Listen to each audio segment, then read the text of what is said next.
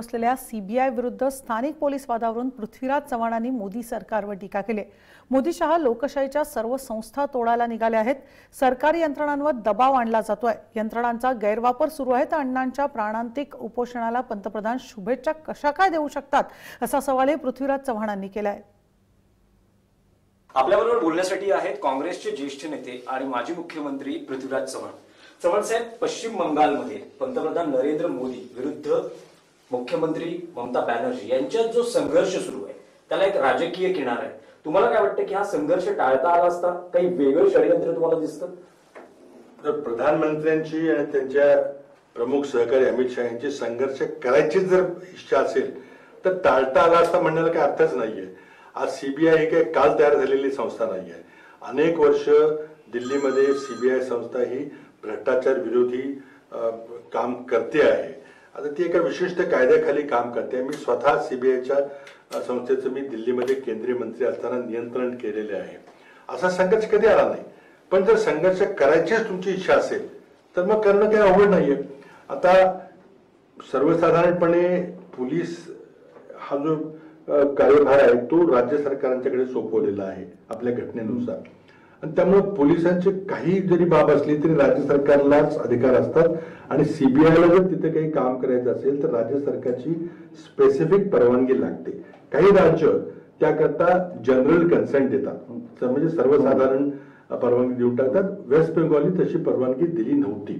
त्यामुळे एखादी जर केस, एखादा खटला जर बंगालमध्ये जर सीबीआयला काही त्याची चौकशी करायची असेल तर त्यामध्ये बंगाल सरकारची परवानगी घेणं आवश्यक होतं। आता असे म्हटलं जाते की सर्वोच्च न्यायालयाने काही तो खटला तुम्ही रजिस्टर करा, नोंदवा असं म्हटलं होतं। आता त्यामध्ये सर्वोच्च न्यायालयामध्ये उद्याच्याला मला वाटतं सुनावणी होणार आहे, आणि मला असं वाटतंय की आज मोदी शहा हे लोकशाहीच्या सर्व संस्था, इन्स्टिट्यूशन्स ऑफ डेमोक्रेसी ह्या तोडायला निघालेले आहेत। असं आहे की बघा, अण्णा हजारेंनी लोकपाल ही संस्था निर्माण झाली पाहिजे, लोकायुक्त संस्था बळकट केली पाहिजे, हे आंदोलन काय आज सुरू केलेलं नाहीये। ते आमच्या वेळेपासून युपीए सरकार असतानापासून हे आंदोलन सुरू झालेलं आहे आणि त्या आंदोलनाचा मला फटका देखील बसलेला आहे। पण तरी देखील आमच्या सरकारनं अण्णांच्या विचारांनी आम्ही कायदे केलेले आहेत, आणि आमचा कायदा तयार आहे। त्या कायद्याची फक्त या सरकारला अंमलबजावणी करायची आहे। त्यामध्ये काही अण्णांना आणखी काही बदल पाहिजेत, पण मुख्य मुद्दा असा आहे की अण्णा देशातले सर्वात ज्येष्ठ समाजसेवक आहेत। त्यांचं वय 81 वर्ष आहे। ते 5 दिवसापासून उपोषणाला बसलेले आहेत। त्यांनी प्रधानमंत्र्यांना पत्र लिहिलं तर प्रधानमंत्र्यांचं एका ओळीत उत्तर देऊन त्यांना शुभेच्छा दिलेल्या आहेत। एखादा व्यक्ती जर प्राणांतिक उपोषणावर बसला असेल त्यांना शुभेच्छा द्यायचा काय अर्थ आहे? आणि त्यामुळे मला वाटतं की सर्व राजकीय पक्ष या प्रकरणामध्ये मुख्यमंत्र्यांनी स्वतः लक्ष घालावं आणि कुठल्या तरी ज्युनियर मंत्र्याला पाठवणं प्रश्न सुटणार नाही। परंतु मला वाटतं की ते काय आता फिकर करायच्या पलीकडे गेलेले आहेत।